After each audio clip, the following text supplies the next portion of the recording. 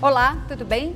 Tem novidade no My News e por um motivo muito simples. Nós temos um convidado tão especial que nós fomos obrigados a criar um programa novo para conter toda a genialidade e a importância dele. Bem-vindos à estreia do Quinto Elemento com Jô Soares. Jô, bom, em primeiro lugar, super obrigada pela sua presença, por nos receber aqui. E eu estava observando aqui, antes da gente começar o programa, né?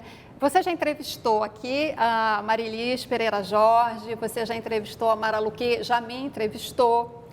Mas tem uma pessoa aqui que está estreando no programa junto com a gente, que é a Miriam Clark, que você conhece muito bem, porque vocês trabalharam juntos. Agora ela está no My News, mas vocês trabalharam 17 anos juntos. É uma história. Agora a Miriam está super nervosa, viu? Está nervosa, Miriam? Tô. Nervosa de quê? Sei lá, nunca tive na frente da câmera, né, Jô? Eu sempre ficava lá atrás. Você nunca teve na frente? Não, pouquíssimo, assim, muito pouco. Imagina, você chegou a fazer entrevistas históricas, até de empurrar a velhinha em cadeira de roda, tudo você fez. Opa. A gente vai querer saber dessa história aqui. Você não sabia disso? Não. É muita história. Isso é uma maravilha. Que ótimo. Bom, então, mais uma vez, super obrigada por aceitar o nosso convite, por nos receber aqui na sua casa. Eu estou me sentindo aqui meio como menina do Jô, lembrando, né, do programa. Ué. Mas hoje é o contrário. Hoje é o Jô das meninas. Tá certo. Me sinto muito à vontade, exatamente pelo fato de ter uma intimidade já adquirida com todas vocês. Então, para mim é um privilégio estar aqui. Estamos todos em casa, né, praticamente, né, Jô? É verdade. Bom, estamos. Todas nós já fomos meninas, fizemos o Meninas do Jô. Pois é.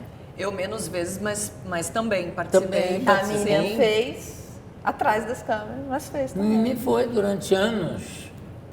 A Mimi tem história. Ela é a primeira menina do Jô.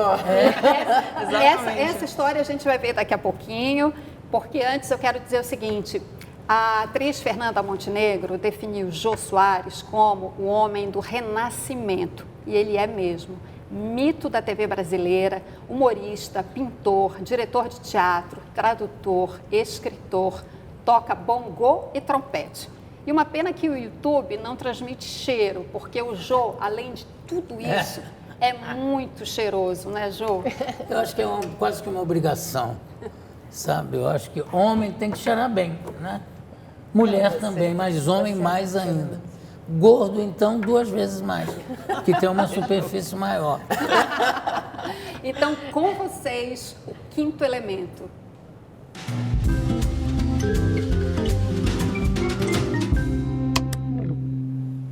Bom, Jô, você fez mais de 15 mil entrevistas. Agora você já disse que não quer mais entrevistar, mas enfim, com toda essa bagagem, você certamente saberia dar conselhos e dicas importantes para uma pessoa que vai ser entrevistada, por exemplo. O que você diria? Uma pessoa que vai ser entrevistada, ela deve se preocupar com o quê quando ela vai dar uma entrevista? Eu acho que é difícil dar esse conselho o mais natural possível, sabe? Não se preocupar em fazer esse ângulo ou aquele, de falar de uma maneira ou de outra maneira, não. Tem uma frase muito cafona que o americano usa muito, que é be yourself, que no fundo é uma bobagem, né? Que todo mundo é yourself. Mas tem gente que cria um personagem, né, para dar entrevista em público, né? Tem isso também. Tem, mas não dá. Geralmente, você percebe, eu acho, sabe? Eu acho que você tem que entrar e fazer. Eu acho que a grande contribuição que eu dei para a área de entrevistas é o seguinte: tratar todo mundo de você. Porque se você começa a separar senhor e você, porque no Brasil essa separação não é feita por respeito, ela é feita para criar uma diferença social. Então você chama o ministro de senhor e o motorista dele de você. Tem razão. Então você está criando uma separação ali social. Bom, nos Estados Unidos não tem esse problema, porque é you para todo mundo. Na França, a mesma coisa. Na França, você chama o teu motorista de vous e a tua mulher de vous também, a não ser quando está no auge de uma intimidade sexual. Se você está numa festa com ela é vous. Você, mesmo na tua casa, você chama ela de vous. No Brasil, não, há uma separação. Aliás, eu gosto de contar essa história, eu até me bacaneio um pouco quando eu falo, porque uma pessoa que foi muito minha amiga, com quem, claro, eu aprendi muito, lendo e ouvindo, o Otto Lara Rezende, quando ele viu a minha entrevista com Bulhões, que tinha mais de 90 anos, quando eu entrevistei, que era o professor Bulhões, a grande figura da economia, etc. E eu chamei ele de você. Eu falei, professor, claro. Professor, você acha que o Brasil... Ele olhou assim, primeiro, depois também você, mandou você, e foi assim que foi a entrevista. No dia seguinte, o Otto me ligou e falou, Jô, olha, o programa está ótimo, você está muito bem. Agora, você não pode chamar o doutor Bulhões, o professor Bulhões, de você. Não pode. Ele tem mais de 90 anos, já é um senhor. Mas o fato de eu chamar ele de você não é prova de desrespeito, de jeito nenhum. Isso não é uma marca de respeito aqui. É uma marca para diferenciar socialmente as pessoas. Eu, depois dele, eu ia entrevistar um engraxate. Como é que fica? Eu chamo ele de senhor e o engraxate de você? Ele falou, mas eu não estou convencido. Passaram-se umas 2 semanas, eu entrevistei o Prestes e também mandei, ele usava o cargo de senador na época. E eu falava, senador, você acha que a política no Brasil... E ele de cara fez assim, mas aí não falou nada. Inclusive, agora é que eu me dou conta que eu tenho a impressão que essa hesitação que ele teve foi pensando se aquilo era uma falta de respeito ou se era realmente um tratamento igualitário. Gostou, né? Então, primeiro ele fez assim, depois ele gostou. E aí, de repente, isso abriu uma intimidade entre nós, que pela primeira vez ele falou da Olga com paixão. Ele falou, não, a grande paixão da minha vida foi a Olga. E aí falou coisas que ele nunca tinha falado em nenhuma entrevista. Por quê? Porque virou uma conversa de intimidade, quase na casa dele. Quebrou o gelo. Aí no dia seguinte o Otto Lara me ligou. Falou, olha, dou a mão à palmatória. Você tem razão, você tem que realmente chamar... Porque aí ele falou, o que o Prestes falou, eu nunca ouvi ele falar com essa liberdade. Você sentiu em casa? Não, o que você diria? A gente está em ano de eleição, né? Os candidatos... Be yourself. Não é exatamente o que os candidatos fazem, né? Quer dizer, o que você diria para os candidatos na hora... Porque vão cumprir uma maratona de entrevistas. O que você diria? E você entrevistou vários candidatos ao longo aí da tua atuação, e você né? também enfrentou pedreiras no programa, né? Gente que você fazia uma pergunta e a pessoa falava, sim, e não desenvolve. Nossa, como é que sai de uma situação dessa? Você tenta insistir e se não der, você dispensa a pessoa. Diz, muito obrigado. Você deve ter recebido também gente que ficou muito nervosa ali pela sua presença, por todo aquele ambiente. O que você fazia para deixar a pessoa à vontade? Só para complementar aqui, Marilene, não é que deve ter recebido. Todo mundo que ia lá. Eu sei porque quando eu já fazia Meninas do Jô e uma vez eu fui lá dar entrevista. Você fica nervosa. E quem estava esperando comigo era um ator da Globo super famoso e tal. E ele estava nervoso também. Eu estou muito nervoso. Eu falei, se você está nervoso, imagina eu. Mas Você que é ator, né? Você que é ator, está Eu acostumado fiquei muito com isso, nervosa, eu tive que tomar um remedinho. Mentira, Para parar de você ficou ter. mesmo? Fiquei, muito. É uma coisa que isso eu acho tão curioso, que todo mundo, Juca de Oliveira, meu amigo de dezenas de anos, mas assim, muito amigo mesmo, me disse que ficou uma pilha quando sentou lá, toda vez. Eu digo, Juca, mas isso é uma maluquice, como? Nervoso por quê? Não sei. E eu falo sempre o seguinte, é gravado, gente. Se você falar uma bobagem, a gente para e faz de novo. Você lembra o que aconteceu quando eu te dei a entrevista, quando você me entrevistou do livro? Eu estava tão nervosa que eu ficava olhando para a câmera. Ele falou assim, olha para mim, não... Aí no dia seguinte, essas colunas de celebridade toda deram que eu tinha tomado um puto esporro do Jô no ar. E meu sobrinho, pô, que mico, hein, tia? Nossa, Mas, Mara, acabou que a conversa tomou outro rumo. A tua pergunta sobre os candidatos ficou no ar. Qual é a mesma Então, a minha pergunta é porque a principal recomendação que você deu foi be yourself. Mas justamente que os candidatos têm dificuldade de ser, é disso. Mas você sabe o que é engraçado? Antes, né, quando você falou esse negócio de olhar para a câmera, isso é a única coisa que eu falo para os políticos e para os marqueteiros. É o seguinte, não manda olhar para a câmera, manda olhar para mim. São duas pessoas conversando. Quando o Collor foi lá, que ele não tirava o olho da câmera, você lembra, Mimi?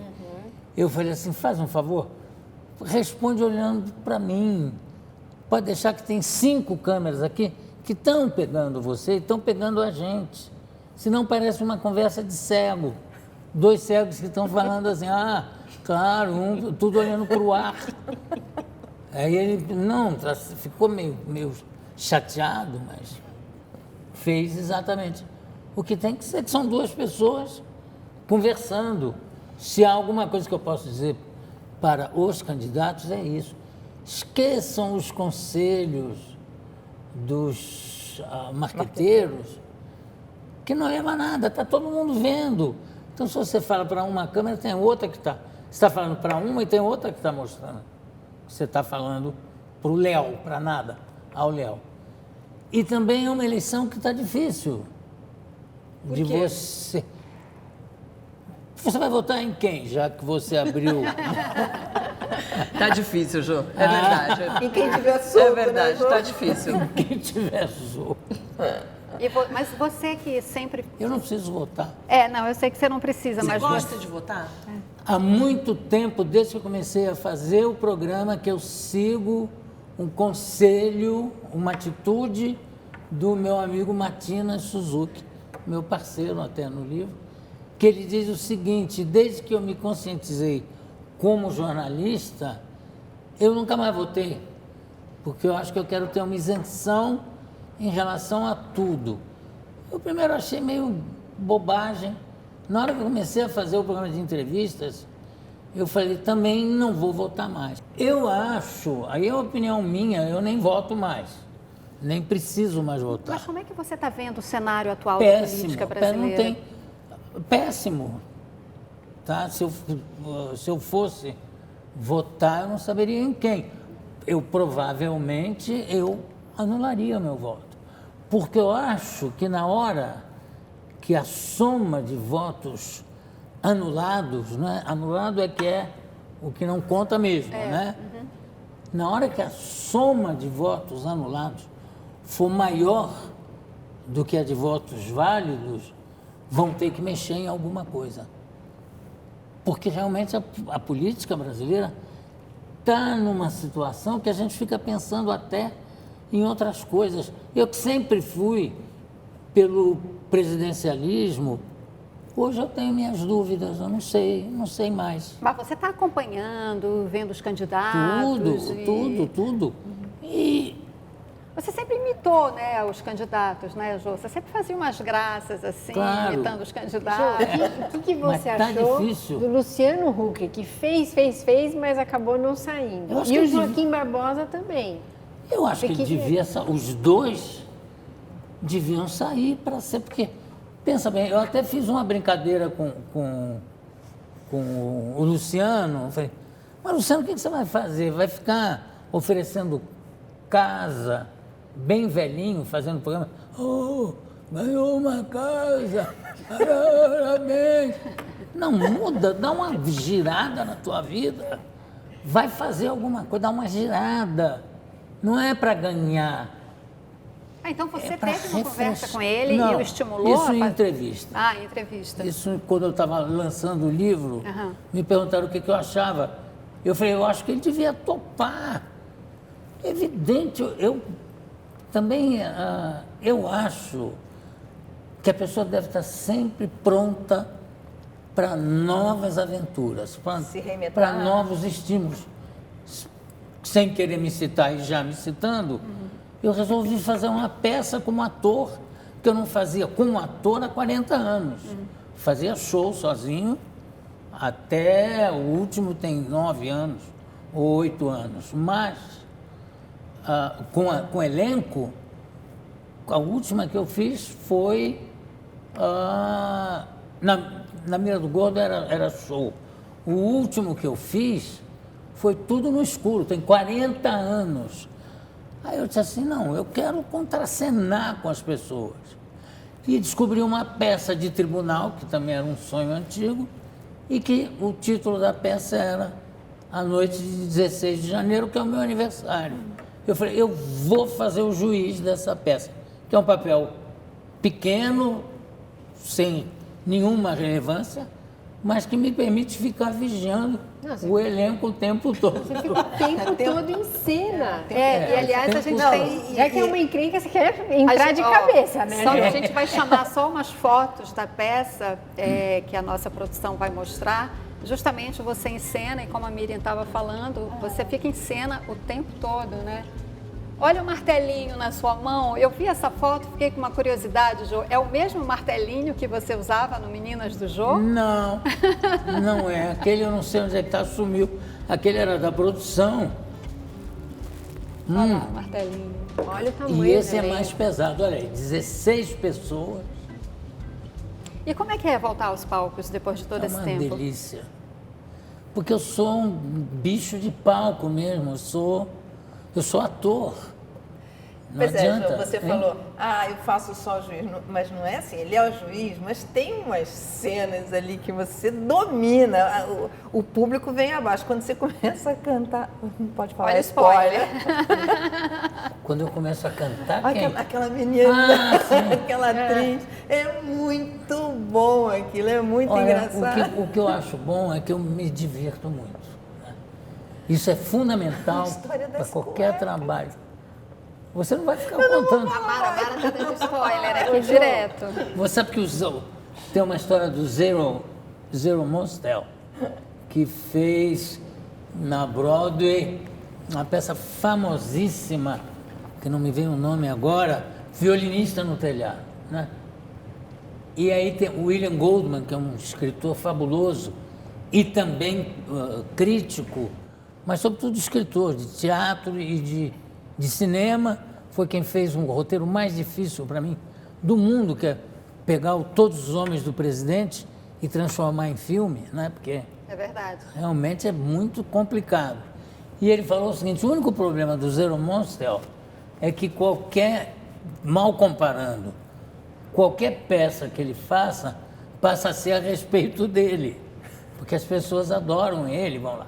Mal comparando, eu me sinto tão gratificado, tão amado pela plateia, que isso acho que é um presente, sabe, incomparável. Você vê É toda emocionante noite, mesmo. não é? É emocionante, Uma assim, a casa reverência do lotada. público, lotado. E como eles reverenciam você, né? Eu fiquei acho que emocionada. mais até né? é mais uma coisa assim de amor até, né? Eu fico comovido toda noite, saio dali comovido e revigorado, porque é tão bom você sentir uma coisa que quase dá para você apalpar, né? Que é esse contato com o público. Sei lá, é uma delícia. Mas é uma coisa que você já tinha com o público ali no programa. É diferente no teatro? Por que é diferente? É totalmente. Primeiro pelo seguinte, porque na televisão você não está vendo isso. Você está vendo com a plateia que está ali, mas que é uma plateia pequena. E no teatro não. É uma plateia ao vivo. Muito maior do que a Muito plateia maior, são do estúdio, 700 né? pessoas. É enorme a plateia. Sabe? É diferente. É uma Agora, delícia. Jô, você fica no meio, lá no alto, e dê um jeito de ficar numa posição que você vai meio que anotando ali. Claro. E depois você deve chamar a turma para depois de repassar olha, cada gente, mínimo aqui, detalhe. exatamente como todo juiz faz. Tem essa vantagem. Porque o juiz e os advogados sempre ficam fazendo anotações, né? Durante o julgamento. Então é uma delícia. Eu estou... Agora, no O melhor começo aqui presente da é o- nossa conversa, você disse que faria algumas revelações sobre a Miriam. Não, mas antes eu quero fazer uma pergunta. o Romelinho. Falando da peça ainda. Lá na produção, a gente tinha uma reunião de avaliação depois do programa. Sentava todo mundo lá. O mundo corporativo chama isso de reunião de feedback. Eu chamava reunião de fodback. Quem não Reunião de não feedback. tivesse desempenhado bem ia escutar. Como é que é no teatro? E você sendo ator, quem é que faz o seu feedback? Ninguém faz o meu feedback. Imaginei. Porque ninguém é Tem bobo, essa né? vontade. Não, mas todos fazem, porque eu peço, sabe? E também é fundamental ter essa reunião sempre com o elenco, porque, e nem sempre sempre, na maioria das vezes, não tem queixa. É só para dizer, olha, fica melhor se você fizer assim. Tal coisa ali você está exagerando. Não se esquece que menos é mais. Então, quer dizer, é uma delícia. O convívio é muito bom. Eu acho que ensinamento, em qualquer área, é para você passar adiante. Tem gente que gosta de reter o poder através do conhecimento. Não. O conhecimento é feito para você partilhar, compartilhar, dividir e, se possível, transmitir e espalhar. Isso, pelo menos, é a minha maneira de ser. Eu aprendi isso, eu acho que com uma das grandes do nosso teatro, que é a Cacilda, juntamente com a minha queridíssima Fernanda Montenegro, que, claro, que fala de mim com uma generosidade extrema, né? Que também é uma atriz e uma pessoa espetacular. Todo mundo que já trabalhou com você sabe do cuidado que você tem com cada mínimo detalhe. Você nunca faz uma produção ou de TV ou de teatro, uma coisa para ser mais ou menos. Nem um livro, Eu nem sou nada. muito detalhista. Porque cuida muito de cada pedacinho. Você acha que esse é o segredo do sucesso? Não sei, se alguém soubesse qual é o segredo do Ou é uma sucesso... dedicação que a gente vê, que eu você ia- tem uma dedicação, Mas eu acho isso eu empenho. acho fundamental. Você falou em Homem da Renascença, eu até mandei enquadrar uma matéria ali do New York Times que fala exatamente isso. Eu não consigo sentir isso, pelo seguinte, tudo que eu faço eu procuro fazer com a maior naturalidade e fazer o que está me dando vontade de fazer. E eu tenho a bênção de até hoje ter podido fazer só o que me dá vontade de fazer. Que eu acho que a melhor maneira de você fazer qualquer coisa é fazer com vontade. Ô, Jô, uma curiosidade, como é o teu camarim no teatro? O que tem no teu camarim? Geralmente a gente pensa assim, os artistas têm várias exigências, querem uma determinada quantidade de toalhas brancas. Nossa, Como é tem que muito. é o teu camarim? Nada. Eu não tenho essa coisa do Popstar. camarim ser... Não. Mas na Eu já Globo, fiz um camarim de árabe. Num show, Como assim um camarim de árabe?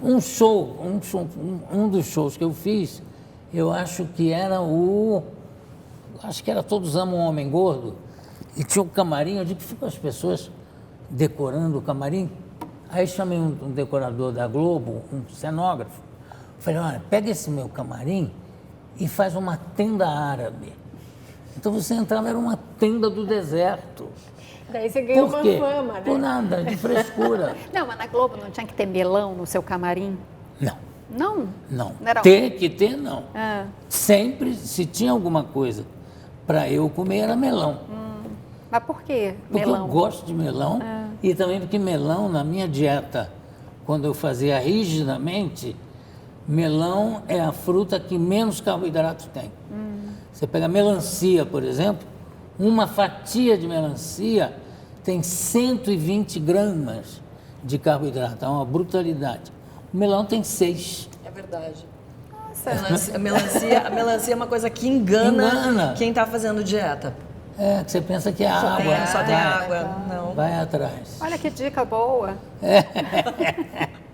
Mas não é que tem que ter melão, não.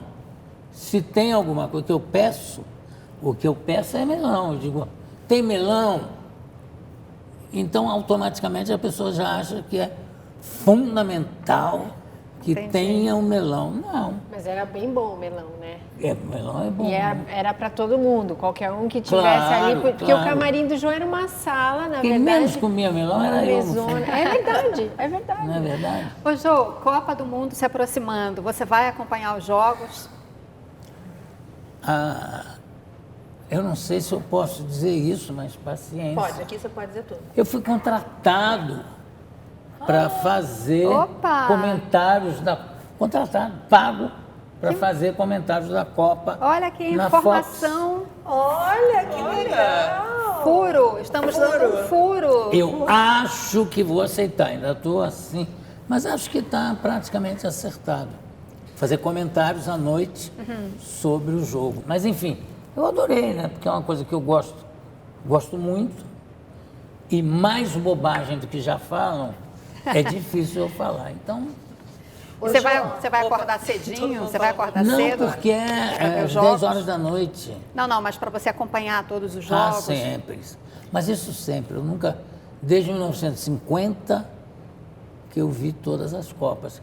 Comecei vendo logo a primeira, quando a gente perdeu. Essa você viu ao vivo.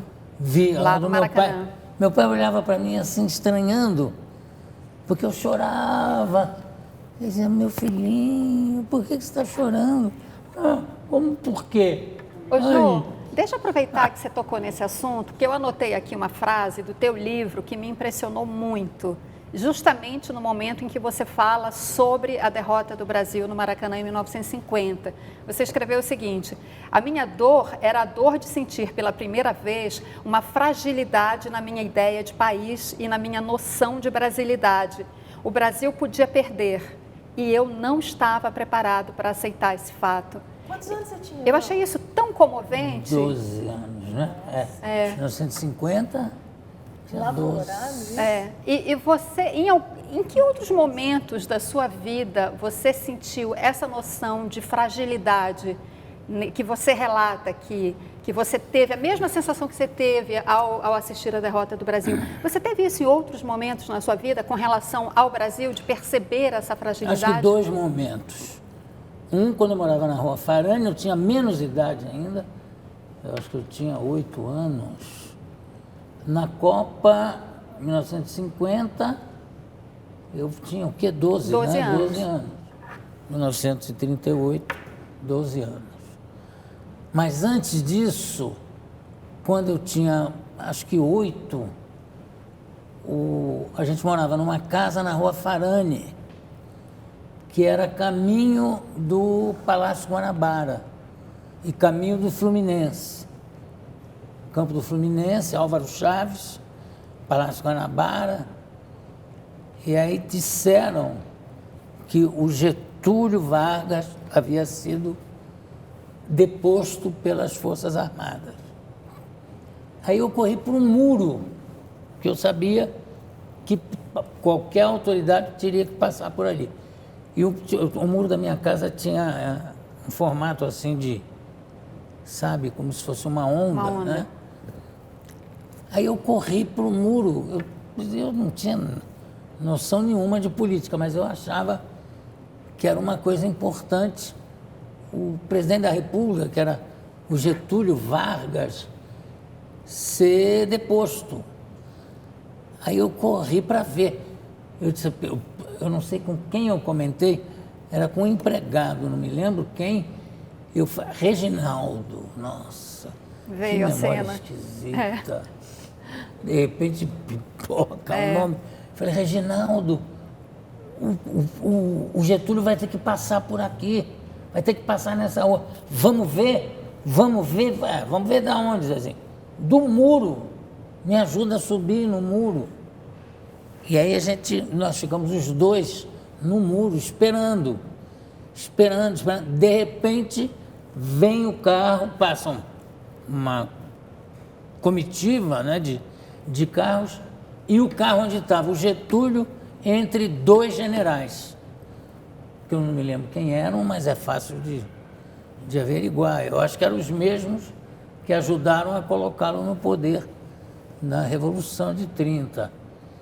Aquilo me impressionou demais, porque eu vi o poder sendo apertado por dois militares.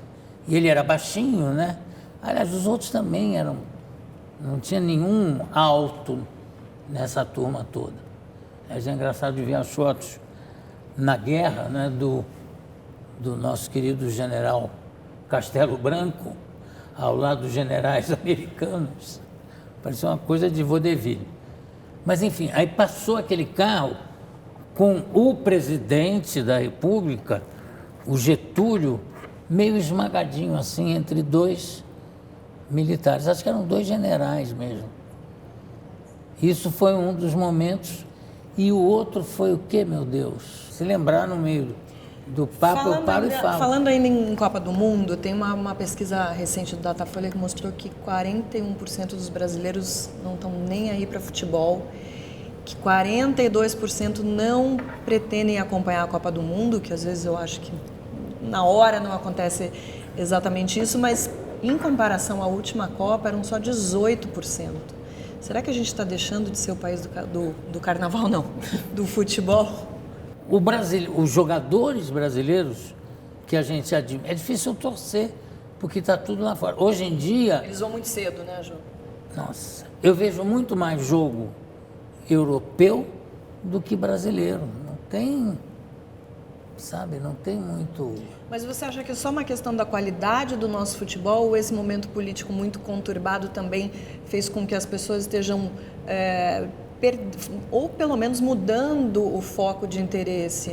Para você ter uma ideia, as pessoas que mais perderam interesse são as pessoas com menor poder aquisitivo. Mas, justamente segundo essa por isso, pesquisa, né? Como é que você vai torcer se você não tem os teus ídolos já foram lá para fora? Como é que você vai torcer? E tem uma coisa que eu acho curiosa também, eu estava comentando até ontem, que é o seguinte, eu não sei se é ganância, o que é, porque por prazer, certamente não é.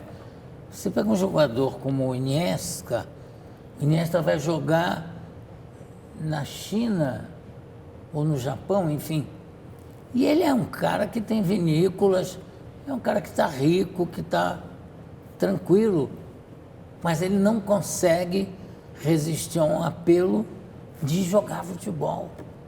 Então, isso morde a pessoa de uma forma que você não consegue... vai pelo dinheiro. Não, ele vai para jogar. Vai pelo prazer de jogar, né? Ele não quer parar. Até porque a vida útil dos jogadores hoje é muito mais longa, né? Antes, com 30 anos, muitos Sem jogadores estavam dúvida. parando. Hoje, com toda a evolução da medicina... Claro.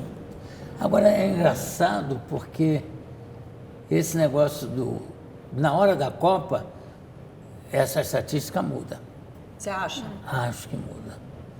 Muda porque não há nada mais brasileiro do que o brasileiro. Sabe? Ele consegue enfrentar o Brasil, gente, que é difícil. Você A vê gente teve um clima, né, Jô, anti-Copa, na última Copa, que teve até um movimento não vai ter Copa, passeatas, manifestações nas ruas, e quando começou... Acabou. Quando E começou, era uma coisa difícil, porque o técnico era ruim, era tudo contra o Brasil. Você mesmo sofre? assim. Não, sofrer, não chego a sofrer, mas eu torço muito. E também,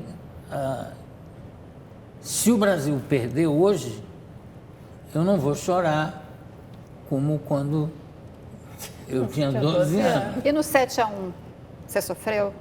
Torci para ser 8. Não virou uma grande piada a partir de um momento ali, Jô?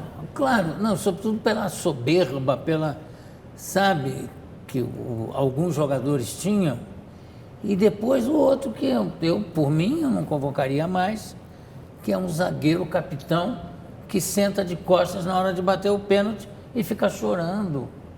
Não olha pra mim, Jô, porque eu não entendo nada de futebol, não sei do que você tá falando. Nem lembro, não sei que é zagueiro, não sei nada. É o Beck, Fala o com ele, defensor. Você entende disso. Você acha que faltou um pouco de maturidade, além da questão da soberba, uma maturidade emocional para aqueles jogadores ali? Eles não pareciam um pouco frágeis demais? Não, sabe o que eu... Aí essas coisas são tão loucas, porque é uma opinião absolutamente pessoal. Mas começa Deve aqui ser a exercitar toda o seu opinião comentário. é pessoal. Hein? Começa aqui a exercitar os comentários que você vai fazer na Copa. Começa a exercitar aqui com a gente. Sim, mas não sei, ainda não sei. Mas o que eu sei é o seguinte, na Copa passada, a soberba de achar que não tinha como perder aquilo, não sei o quê. Só que tem uma coisa que eu acho que continua faltando, que é uma visão técnica do jogo, apesar do Tite ter ganho o campeonato entre clubes, não sei o quê, eu continuo achando que não tem uma visão técnica moderna dos técnicos brasileiros.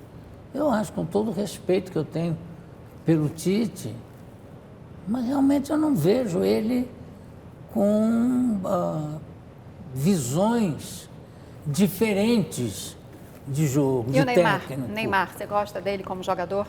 Eu gosto muito dele como jogador, mas também a fragilidade dele física é uma coisa aflitiva, né? Porque de repente os caras vão para matá-lo.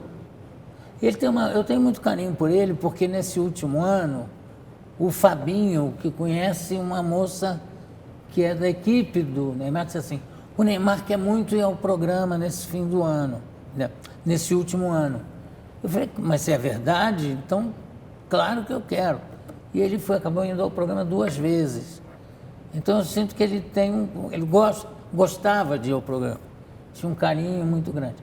E é sem dúvida um craque espetacular. Agora, sem fazer comparações nem com o Cristiano Ronaldo, ou com, para mim, o melhor deles, que é o português. O português, sem fazer comparações com o Messi ou com o Cristiano Ronaldo, que para mim é o melhor jogador da atualidade, sem dúvida. Tem uma piadinha na internet que fala assim: seleção de Portugal, tanto faz, tanto faz, tanto faz, tanto faz, Cristiano Ronaldo, tanto faz, tanto faz, tanto faz. Mas é quase isso. Você sabe que tinha vários amigos portugueses que eram da parte da diretoria do clube onde o Cristiano Ronaldo foi criado, mas criado literalmente, que ele dormia no clube. Foi criado, era pobre. Sim. E quando acabava o treino, ele continuava lá, dentro do ginásio, treinando, fazendo agachamentos e depois fazendo tabelinha com peso, com disco do peso, ficava lá fazendo tabelinha. Quer dizer, é um cara de uma dedicação absurda. Agora, tem um fenômeno que não adianta quererem comparar com fulano, que chama-se Pelé. Igual Pelé, não vai surgir outro. Para dar uma ideia, o Pelé corria 100 metros, os 100 metros, em 10 segundos. que era o recorde do Jesse Owens. Então, eu entrevistando o Tostão uma vez, fora do programa, eu perguntei para ele qual é a diferença que você vê entre o Pelé e você. Ele falou, eu acho que tecnicamente nós somos mais ou menos iguais. Agora, a grande diferença é o seguinte, o meu chute mais forte tem a mesma força da cabeçada do Pelé. Isso quer dizer que o músculo do pescoço do Pelé era igual ao músculo da coxa Do Tostão, que era um cracaço. Hoje, o teu time é Fluminense, né? Você Fluminense. torce, assiste aos jogos do Não Flu? mais, não mais porque há um certo desencanto com o nosso futebol. Então eu vejo muitos jogos de campeonato europeu, eu vejo, porque me dá prazer. Eu gosto de ver futebol quando me dá prazer. E eu estou aqui tentando lembrar qual é a terceira coisa. Ô, João, mas já que você falou do Cristiano Ronaldo, os jogadores brasileiros são sempre muito criticados pelo excesso de vaidade, corta o cabelo, muitas tatuagens e roupas de marca, mas o Cristiano Ronaldo faz tudo isso, mas ao mesmo tempo é um jogador extremamente dedicado ao que faz. Ou seja, você acha que realmente atrapalha a questão de ser vaidoso? Nada, eu acho fundamental.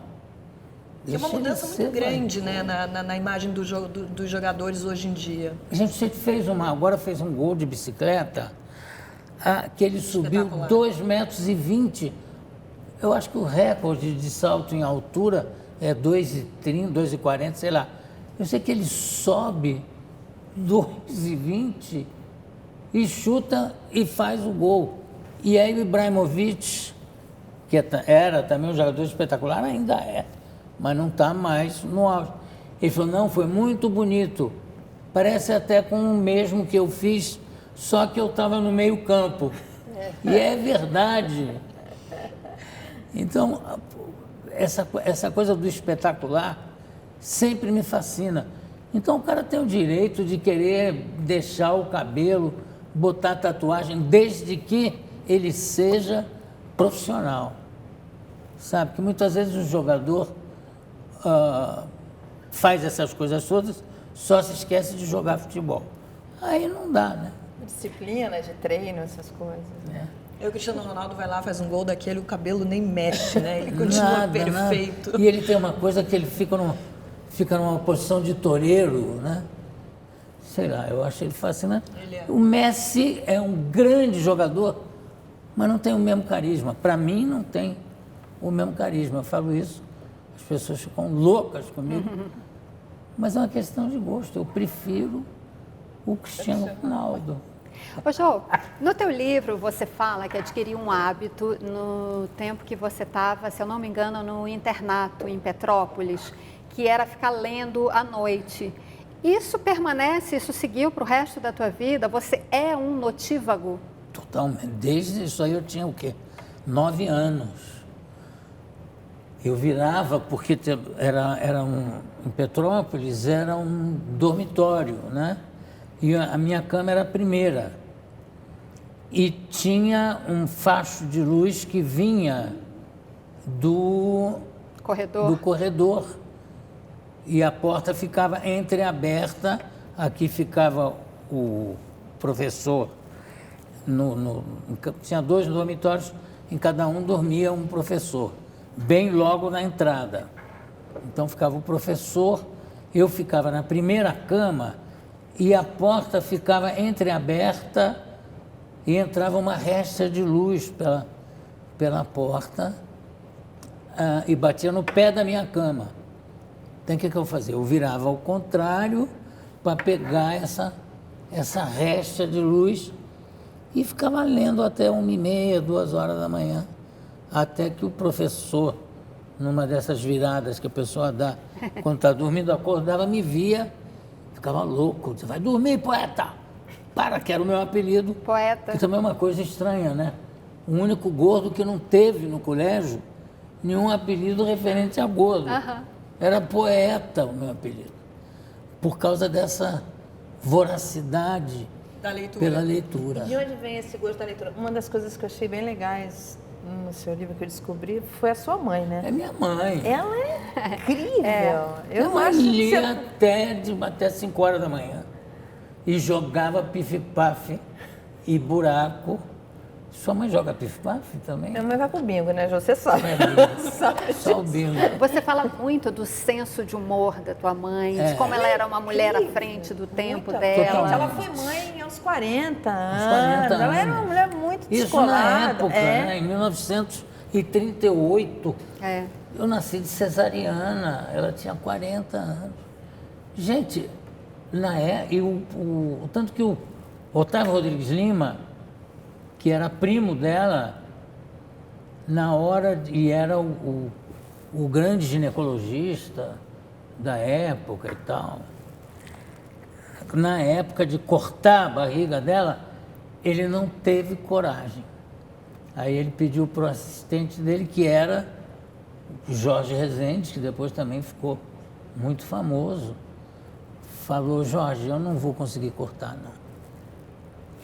É minha prima, eu amo a minha prima. Eu sei que não é nada, mas corta você, porque eu não vou conseguir. E até hoje o Jorge Rezende fala: nasceu na minha mão e tal. E eu nunca digo por quê. Mas Lu, era um fenômeno. Você realmente. conta muitas situações engraçadas com ela, que ela fazia graça de tudo. Vem daí o seu senso de humor? E do meu pai também. Só que o senso de humor do meu pai era uma coisa mais da observação do que de fazer, do que fazer a graça, né? Do que fazer graça. Mas também tinha um senso de humor espetacular, preciso. O Garopa. O Garopa. O Garopa. Da época da boemia.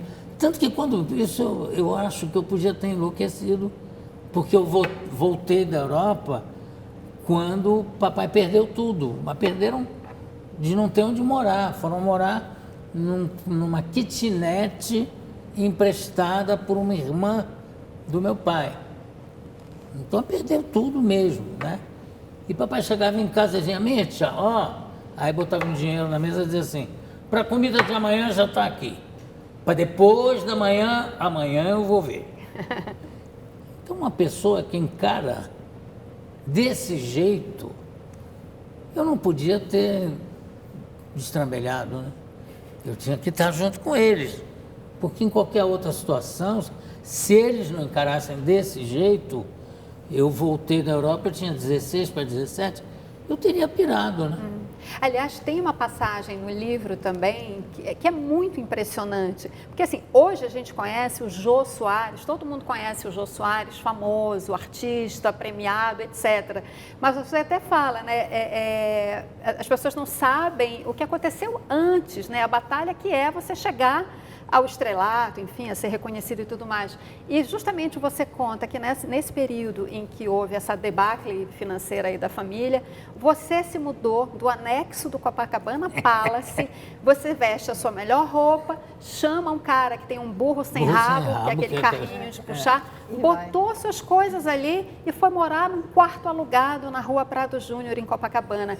Isso é uma lição de vida, né? Quer dizer, você sai de uma situação de absoluto conforto, em que você tinha tudo, né? Do ponto de vista material, não precisava se preocupar com nada, e vai encarar a vida. E você diz, inclusive, que pensou naquele momento em ser motorista de táxi. Motorista de táxi, eu digo: o que eu vou ser? Eu Ia ser o pensava... máximo você motorista de táxi. Porque imagina o passageiro. Isso é um sucesso. Eu dizia: meu Deus, isso é uma coisa que eu posso fazer. E eu pensava, isso com diploma de entrada em Oxford e em Cambridge, que estão guardados, né, enquadrados. E eu disse: mas isso aqui... Porque eu me recusei a fazer a atualização dos estudos, né? Eu tinha que fazer prova de... O que era? Latim eu tinha... Não, tinha que fazer português, história do Brasil e geografia do Brasil. Eu falei: eu acho que eu não vou fazer isso para validar os meus estudos. Eu falei: não, eu não vou fazer. Eu não tinha paciência para parar tudo para fazer isso. Aí eu fiquei pensando em coisas que eu podia fazer. Digo, bom, uma coisa que é certa que eu vou fazer é ser plantonista. Por quê? Porque é de madrugada, de noite. Vou achar uma profissão que eu faça plantão. Ou Onde então, mais posso trabalhar de madrugada? perdão? Onde mais posso trabalhar de madrugada? Pois é. Aí eu falei, motorista de praça, tá aí. Quer Não dizer, é o mal. trabalho não te mete medo, né? Não, isso graças a Deus nunca. Também eu não posso me gabar disso, porque eu tenho a bênção de conseguir trabalhar naquilo que eu amo. Você já fez teatro, você já fez show, você já fez TV, você já escreveu livros, você já fez tudo. E internet? Você já fez esse programa aqui, é o primeiro que você participa? Totalmente. Na internet? Totalmente. É? Tá gostando? E tem Tá um doendo filme- não, né? Tá bem, não, né? Nada, Tá não dói nada. E além de Não. diretor e tudo mais, o Jô também tem um talento que pouca gente conhece, que é assim, ele sabe tudo de todas as doenças, ele clinica, ele dá receitas. Não faça isso, que eu vou preso. Ele Não, só o não tem o negócio do diploma filme- de médico, mas o resto tudo ele faz, né, Jô? Jô, É, você o negócio do aproveitava para filme. fazer consulta com os médicos especialistas que você entrevistava? Claro, Aproveitava para sempre. tirar alguma dúvida? E eu era tão fascinado pela medicina que eu ia assistir operações, cirurgias e assistir 2 autópsias. Sério? Que é um Revelações de Jô Soares. fascinante. Porque aí primeiro que você vê aquilo, você vê a fragilidade Da vida. do ser humano, você vê como é. E outra coisa, só fuma quem for completamente louco. Porque o pulmão, quando você vê numa autópsia, como fica o pulmão de um fumante, sabe, quando fica podre por dentro, sim. fica preta, toda preta aí, aquela coisa assim, é como fica o pulmão do fumante. Então, realmente, o cara fuma. E foi daí que você parou de fumar, não? Não, aí eu Você tinha. fumou uma época, Fumei, mas sempre fui um fumante não profissional. Fumante, chamado fumante de merda. Eu brincava de fazer fumaça. Mas esse negócio do fascínio pela medicina e também pelo fato de ser gordo, eu tinha amigos endocrinologistas. Com quem Então você eu arengava pesquisava. todas as entrevistas, né, Jô? Claro. Você sabia mais que eles, né? Quem é que falou foi o Halper, que estava conversando com o Drauzio. Eles estavam falando como era difícil dar entrevista, porque não sei o quê. Aí o Drauzio falou, não, mas eu dei uma entrevista para o Jô, aí o Halper falou para ele, mas o Jô é médico, não é, Drauzio? Ô, Jô, e o que você gosta de Pela assistir, por curiosidade. exemplo? Séries? Você é daquele que começa a assistir uma série e assiste logo, faz a maratona completa? Toda, claro. É? Claro. Não espera, assim, o dia Não, seguinte para ver mais... Ô, Jô, aquela Vai vez direto. que a gente veio conversar com você, o Tabet saiu impressionado. Tinham 800. Se mostrou pra gente ali no... 800? Quais as que você recomenda? Eu não vou recomendar porque é maluquice demais. Eu gosto muito dos seriados escandinavos. Sério? Aquele da ponte era escandinavo. Da Ponte é escandinavo. O da Ponte. Você Mas queria por ter quê? feito Por que esse, que né, você... O Jô? que tem nas séries escandinavas, assim, que te O fascina tanto? ritmo é diferente, o clima, além de ter... Bom, isso é fundamental. Tem atores brilhantes. As séries inglesas todas têm atores geniais, sempre. Né? Esse da Ponte, só para... Você viu a Ponte? Não. A Ponte começa o seguinte, primeiro take da Ponte. Estou eu lá deitadinho, minha tela de 84 polegadas em frente, eu deitado na cama. Aí começa o seriado, tem a ponte que liga a Suécia a Dinamarca? Dinamarca, né? Que no fundo era um país só, depois concederam a independência à Dinamarca. Estou lá deitado naquela ponte, que é uma ponte belíssima, De repente o cara diz no controle, ela diz, ó, faltou luz. Blackout total durante 40 segundos. Quando volta, o cara diz, ó, voltou, tem um corpo deitado lá na ponte. Tem um cadáver deitado na ponte de uma mulher. Vamos lá. Aí vai a polícia da Suécia para lá, da Dinamarca também vai para lá. Aí, de repente, eles olham a mulher, a atriz que faz a sueca, que é uma mulher, é um talento e é uma beleza totalmente diferente, mas é bela, ela é bela. E chega do outro lado um cara também bem meio ele não é gordo, ele é troncudo. E começam a discutir quem é que vai comandar aquela investigação, porque ela está bem na divisão entre a Suécia e a Dinamarca. Aí ele não tem muita paciência, ele diz, ó, então fica para você, não tem problema. E aí ele diz, não, tá certo, ele concorda, e quando está nessa discussão, chega o carro, o rabecão, para levar o corpo para... Como é que é? Para IML. Instituto Médico Legal. Aí é o seguinte, empresta essa canetinha aqui. Aí está lá o corpo deitado exatamente na divisão entre a Suécia e a Dinamarca. Eu falei, nossa, aí ficam discutindo, ele fala, não, eu já vi que você está louca para fazer, faz você. Aí eles vão pegar o corpo, quando eles pegam, o corpo está cerrado no meio. Gente. Eu falei, como é que eu não tive essa ideia? Puta que pariu! Porque eu podia fazer isso na Ponte Rio-Niterói. Sensacional. Bem no meio. Aí, bom, então ela é uma vereadora da Suécia, então você faz a sua parte, eu faço a minha. E ela é linda, mas não é uma beleza californiana, não. É linda e uma coisa forte. Eu fiquei com muita vontade de ver, né? Eu também. Depois dessa... Não, quando ele começou a conversar com o Tabet, os dois, eu, que não vejo nada de série, eu cheguei em casa e comecei a pegar um monte de série, porque ele falou dessa e falou de várias outras que eles começaram a conversar. E desse jeito, porque o jogo vai contando, vai explicando, tem outra vai também, que é fazendo The Killing, que é no mesmo nível. Agora, essa, quando vai para o corpo, para o IML, ela vai examinar, o cara fala, examina.